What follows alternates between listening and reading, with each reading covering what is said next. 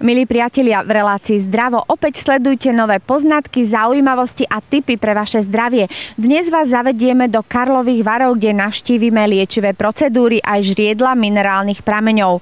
V druhej časti relácie dáme slovo poprednej slovenskej odborníčke a zamyslíme sa nad hrozbou, ktorú predstavujú skládky odpadu. Príjemné sledovanie.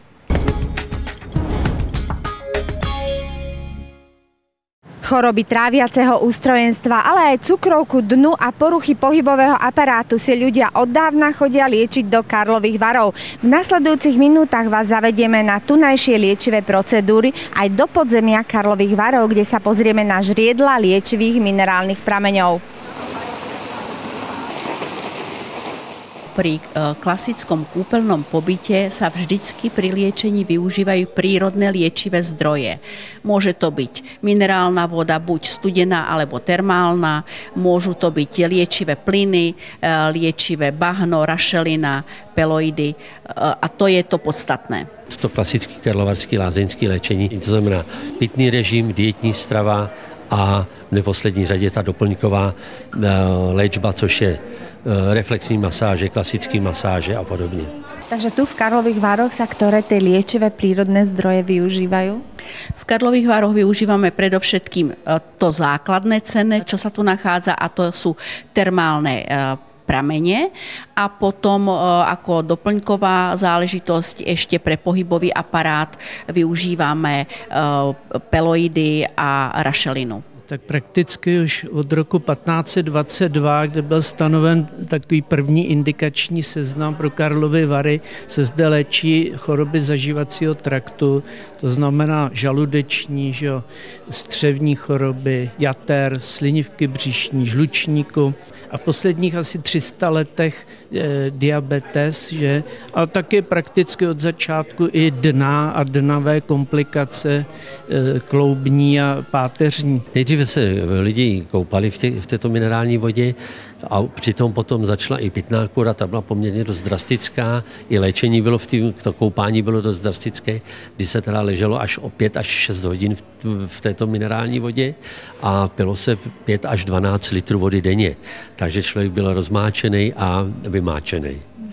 No ale postupem času postupem vědeckým lékařským bádáním se zjistilo, že to je zdraví škodlivý a přišlo podstatně se k tomu, že se dávky zmenšovaly, až se dostalo k těm dnešním dávkám, kdy v dnešní době se tak pije 1,5 litru maximálně této minerální vody denně v třídenním cyklu, to znamená ráno před snídaní, před obědem a před večeří. Vzhľadom na to zloženie minerálnej vody v Karlových Varoch, ako tá vlastne pôsobí na ľudský organizmus? No tak ta voda je bohatá, jednak je hodně, ty vývěry, takže prakticky 19 tun těch solí denně z té země vyjde, takže vody máme dost a je tam 49 prvků, tak to máte prakticky polovinu Mendelejevovy soustavy. A to složení je tak dobré, že je tam opravdu třeba hodně sulfátů, které rozbíjejí zabíjejí ty špatné bakterie ve střevě a jiná voda vám to neudělá. Takže je to složení opravdu vynikající pro tu léčbu těch zažívacích chorob. V Karlových Vároch má liečivé účinky i vzduch, ktorý dýchate nad riekou a nad prameňmi. To je špecifikum, o ktorom sa málo vie, ale máme ho tu už po staročia a je to vlastne dôsledok toho, že v miestach, kde sú vývery prírodnej liečivej vody, sa drží taká mikrovrstva ozónová, presítená rôznymi minerálmi, ktoré v tej teplej vode akoby vzlínajú, a vlastne keď ste blízko tých minerálnych prameňov, tak to dýchate a to vám pomáha tiež sa liečiť, okrem toho, že vodu pijeme a kúpeme sa v nej. V Karlových Varech je celkem 14 minerálních pramenů, i když poslední má číslo 15. Je to protože jako 13. pramen vždycky byla označována Becherovka, ale když před několika lety našli ještě 2 nové prameny, Štěpánka dostala číslo 14 a tenhle ten 15. V posledných rokoch vám pribúdajú aj diagnózy, ktorých ste mali predtým pomenej, napríklad Crohnová choroba. Akým spôsobom pôsobí táto voda a tieto procedúry na tieto diagnózy? Já bych řekl, že na Crohnovu chorobu a proktokolitídu takové dvě základní onemocnění střevní, že naše voda je jedna vlastně z nejlépe fungujících v Evropě. Bylo na to i učiněno mnoho gastroenterologických vědeckých prací, které ten účinek té vody kontrolovaly a velké skupiny lidí byly sledovány i desítky let. Takže bych řekl, že tyto choroby autoimunitního rázu zažívacího traktu, jako, že to je taková hudba budoucnosti i pro lázeňství ještě pořád. Uhličitá kúpeľ, ako tá môže zlepšiť stav človeka? Tak samozřejmě naši pacienti nejsou jenom gastroenterologicky nemocní, že jsou třeba i kardiaci, léčí se na vysoký krevní tlak, takže tyto procedury pomáhají léčit i tyto choroby, že přidružené. Takže třeba uhličitá koupel je i výborná uhličitá terapie pomocí plynových injekcí, že při léčbě pohybového aparátu, u kardiaků, že léčíme takto i cévní různé choroby, že u diabetiků máme třeba obliterace periferních cév, kdy ty lidé tady vlastně odstupují takovou vazodilatační přírodní léčbu, kdy ty cévy rozšiřujeme.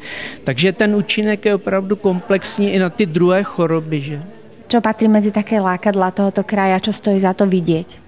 Pre milovníkov architektúry sme priam, by som povedala, poklad, pretože každé z tých kúpeľných miest, ktoré tu sú, to znamená nielen Karlové Vary, ale takisto Mariánske lázne, Františkove lázne, Jáchymov a Kinčvart sú veľmi svojské, majú svoj typ architektúry. Ona sa má tak popíjať, tá voda dá sa aj zobrať nejako do zásoby? No ne, to už řešili právě v 17. století, jestli má pacient přijet za vodou a pít jí hned u pramene, nebo se bude vozit třeba v sudech do Prahy a tam se bude léčit, že? A poslední práce z těch let asi 60. 70. dokázaly, že opravdu ta voda už po tak hodinovém, dvouhodinovém stání ztrácí ty účinky. Ono to totiž není otázka jen chemického složení, ale také, že naše oblast je silně radioaktivní. Tady v 1 kilometru jsou ohromné sloje uranu a ta voda je vlastně asi půl roku ozařována jak v atomovém reaktoru, takže ona má i jiné fyzikální vlastnosti, má nabuzené atomy, ty elektrony vnější výše, že my říkám, že ty prvky jsou v takzvaném nascentním stavu a ty biologicky působí úplně jinak, než když ten samý roztok namícháte třeba i na pikogramy stejně, že? Takže to je jako nenapodobitelné. Prostě farmakologicky ten komplexní účinek těch vod jako nenapodobíte a to je jako věc, která je podivuhodná a i pro nás jako dobrá, protože ten léčebný prostředek nikdy nebude nahrazen, tomu nevěřím.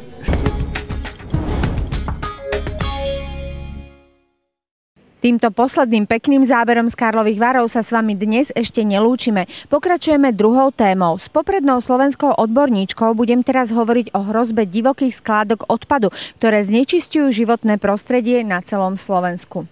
Slovensko má zhruba 5 miliónov obyvateľov. Každý vrátane novorodencov vyprodukuje asi 370 kg odpadu, čo je asi 1 700 000 tón ročne. Samozrejme, cieľom je čo najviacej odpadu separovať. Ale tu si treba uvedomiť, že separovanie a skutočná recyklácia sú dve rozličné veci. My povedzme odseparujeme 5 až 7 komodít, ale reálne z toho vznikne 5 až 7 kôp, z toho možno 2 alebo 3 sa skutočne ekonomicky dajú recyklovať. Takže v skutočnosti koľko tón toho odpadu končí na Slovensku ročne na skládkach? Na skládkach skončí viac ako 80%. Asi 1 400 000 tón. A keď idete, hoci kde, tak vidíte, pri každej dedine vidíte nejakú divokú skládku alebo lokálnu skládku. Aké môžu mať biologické dopady na životné prostredie? Čo sa vlastne začne diať s tou skládkou? A keď dáme na skládku 1 tonu odpadu, z tejto tony odpadu sa uvoľní 560 kg CO2 a 230 kg metánu. Obidva sú skleníkové plyny. Čo všetko môžu spôsobovať tieto plyny, ktoré sa vo veľkom množstve uvoľňujú zo skládok? Z globálneho hľadiska je skládka 5-krát horšia, teda vylúči 5-krát viacej emisí, ako je jej vlastná váha. To znamená, že skládky odpadu môžu prispievať k skleníkovému efektu na našej Zemi? No pravdepodobne najviac. Oveľa viac ako všetky ostatné zdroje. Čo všetko sa v tej skládke deje, aké chemické deje tam prebiehajú, okrem toho uvoľňovania plynov? Tak vo väčšine prípadov v každej skládke sa nachádzajú baktérie.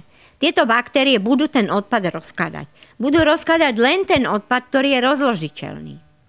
Preto je dobré, že sa separujú niektoré veci, ako napríklad sklo, kovy. Ktoré sú také negatíva skládok odpadu na naše životné prostredie a na zdravie?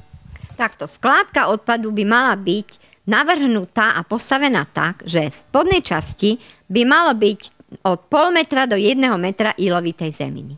V tejto ilovitej zemine musia byť drenážne trúbky, ktoré by odoberali výluch, ktorý z tej skládky vzniká pri každom daždi. Aj pri samotnom rozpade. To sa samozrejme nerobí. Väčšina slovenských skládok vznikla tak, že bolo nejaké štrkovisko, do ktorého sa začal hádať odpad a potom, keď už to bolo celé zasypané, tak sa rozhodli, že vedľa toho postavia ešte nejakú legálnu skládku, ktorá spĺňa aspoň jediné kritérium, ktoré by malo byť, a to znamená, že na nejaké podložie sa dá tenká fólia. Voľakedy sa používala gumená, ale tá degradovala veľmi rýchlo kvôli oxidom síry vo vzduší. Tak teraz sa dáva zosieťovaný vysokotlaký polyetylen, ale hrúbka len 2,5 mm. A teraz si predstavte, že pod tým na nejakom mieste, veď to nevyhľadia dokonale, je nejaký kameň, tento prederaví šup. Potom vlastne tie vody, ktoré sú približne v 5-metrovej až 8-metrovej hĺbke, v okolí tej skládky sú kontaminované. Takže je to vlastne znečistenie spodnej vody, pôdy a sú to tie unikajúce plyny. To nie je jediná vec. Väčšina ľudí si neuvedomuje jednu vec. Že keď máte jednu myš na 10 obyvateľov, je to OK, alebo potkana. Lenže v priestore skládky sa množia patogénne baktérie, z ktorých mnohé sú také maličké, že ich vietor rozfúka do okolia. To znamená, ľudia, ktorí sú v smere vetra, sú ohrození niektorými chorobami. Navyše je tam strašne veľa myší a potkanov, a to také, že v okolí skládky to vychádza tak, že 10 potkanov na jedného obyvateľa. Plus unikajú z toho väčšinou metán, to vyvoláva požiare na tých skládkach, ktoré produkujú do ovzdušia mnohé toxické látky, ktoré sú mnohonásobne horšie, lebo tam dochádza k neriadenému procesu. Existujú tzv. Regionálne skládky a lokálne skládky. Vzhľadom na to, že podľa nového zákona o odpadoch v roku 2018 všetky lokálne skládky by mali zaniknúť, alebo mali by sa tak, nazvem to, zaniknúť dostratená. To znamená, dokončí sa ich naplňanie a keď sa naplnia, tak sa uzavrú a zakonzervujú.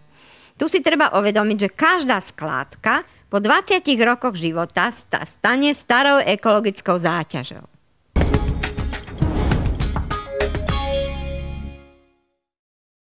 Milí priatelia, to bolo z aktuálneho jesenného vydania relácie Zdravo už všetko. Pri nových zaujímavých témach sa na vás teším opäť na budúce. Dovidenia.